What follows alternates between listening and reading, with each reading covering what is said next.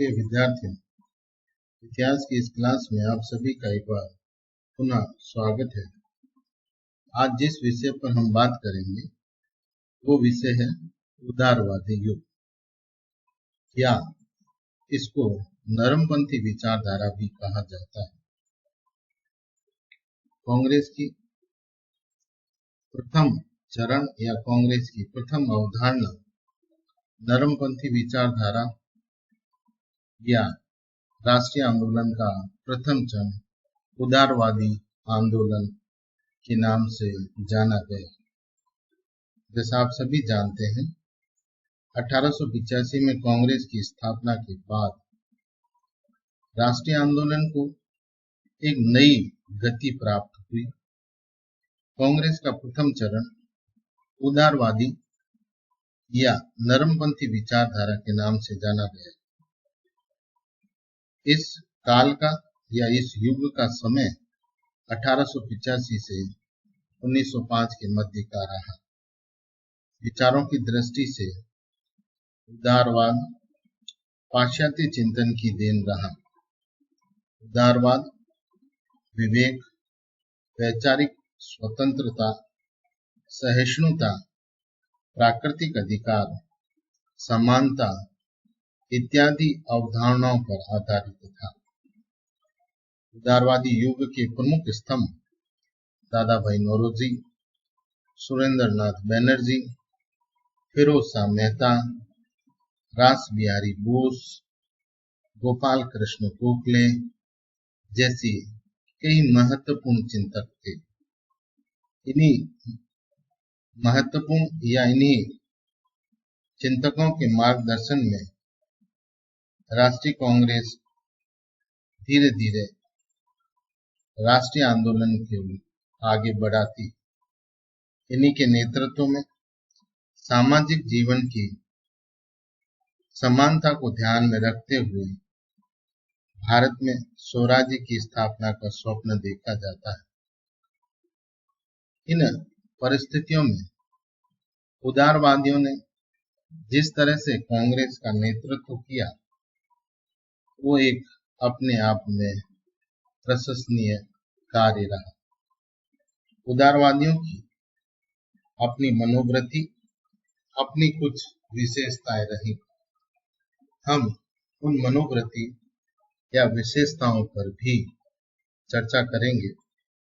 सबसे पहली बात थी भारत की एकता। उदारवादियों की मनोवृत्ति का सबसे महत्वपूर्ण पहलू भारतीयों में एकता की भावना को विकसित करना था। उनका मानना था कि एकता के बिना भारत अपनी महानता को प्राप्त नहीं कर सकता है।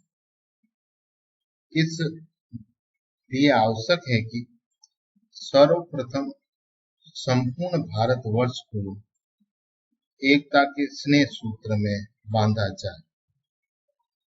इस क्रम में वे ब्रिटिश शासन के प्रति भी भक्ति भावना का विचार या मनोदशा रखते थे। उनकी ऐसी अवधारणा थी कि ब्रिटिश जनतंत्री व्यवस्था में विश्वास ही उनको सफलता दिलाएगा।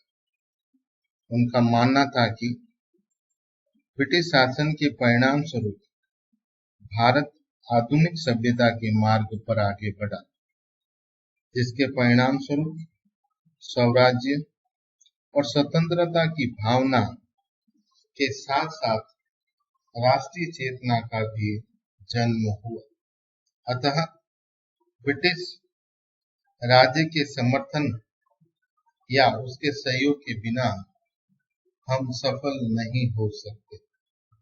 इस विश्वास के साथ वे अपनी कार्य योजना में क्रमिक रूप से आगे बढ़ना चाहते थे और उनकी अगली विशेषता थी क्रमिक सुधारों में विश्वास।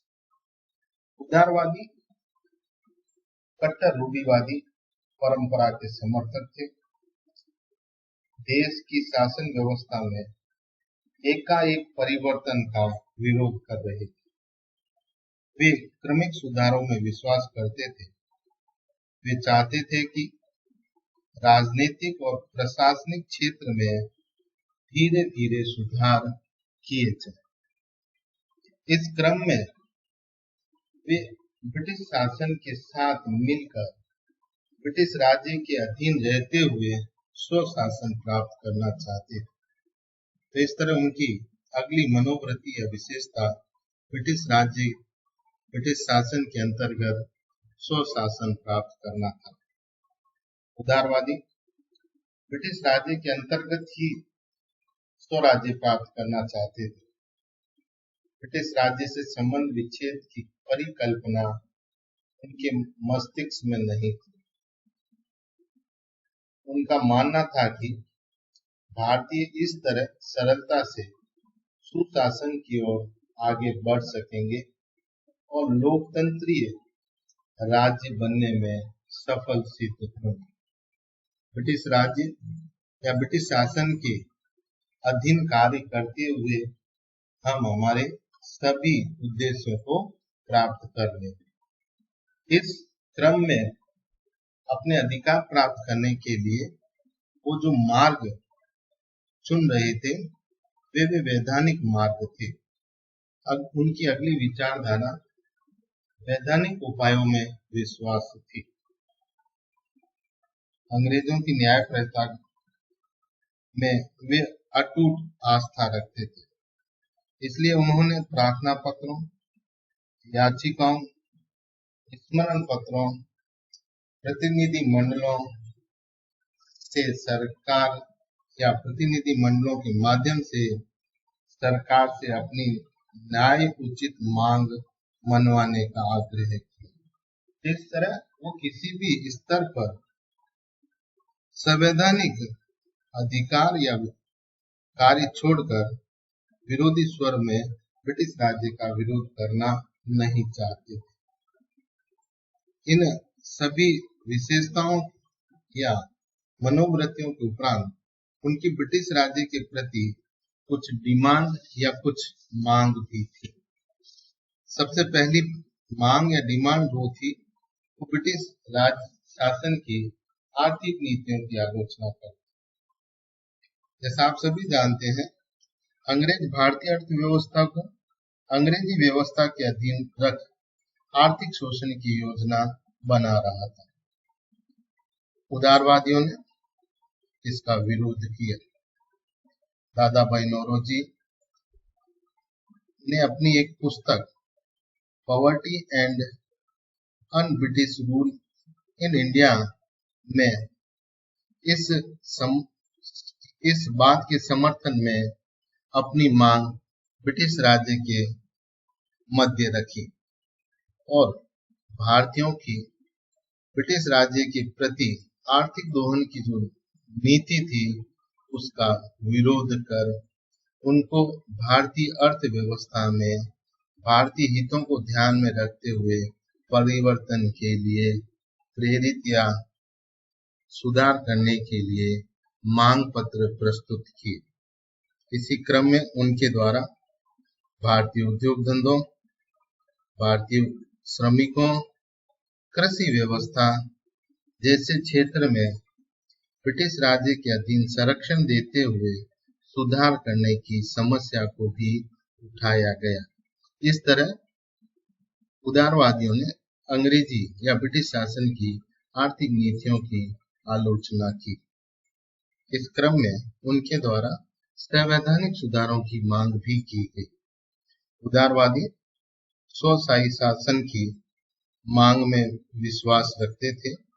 वे धीरे धीरे विधान परिषदों में विस्तार चाहते थे, सरकार में भारतीयों की भागीदारिता बढ़ाना चाहते थे, विधान परिषद के अधिकारों में विस्तार की मांग उठाना संवैधानिक अधिकारों के क्षेत्र में उनके द्वारा किए गए प्रमुख डिमांड या प्रमुख मांग पत्र थे।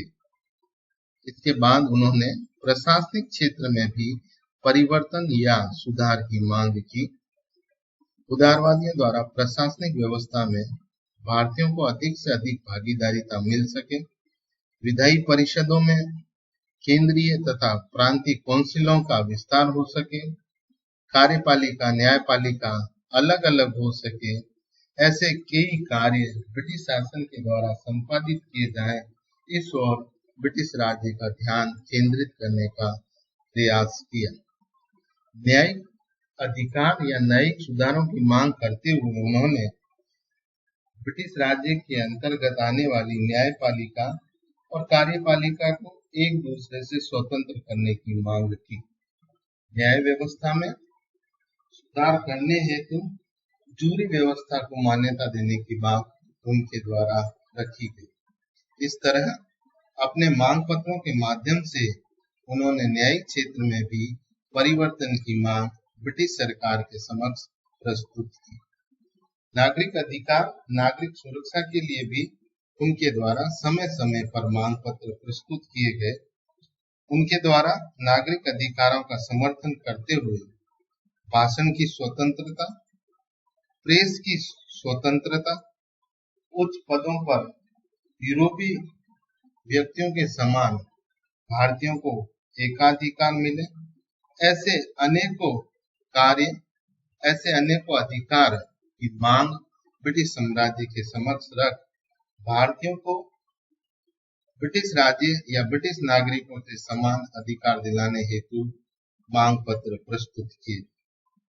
अगर हम निष्कर्ष के रूप में देखें तो उदारवादी आंदोलन को संवैधानिक सुधारों के साथ साथ ब्रिटिश सहानुभूति प्राप्त करने में जहां एक और सफलता प्राप्त हुई, वहीं भारतीय राष्ट्रीय आंदोलन को जन आंदोलन में परिवर्तित करने का श्रेय भी उदारवादियों को प्राप्त हुआ।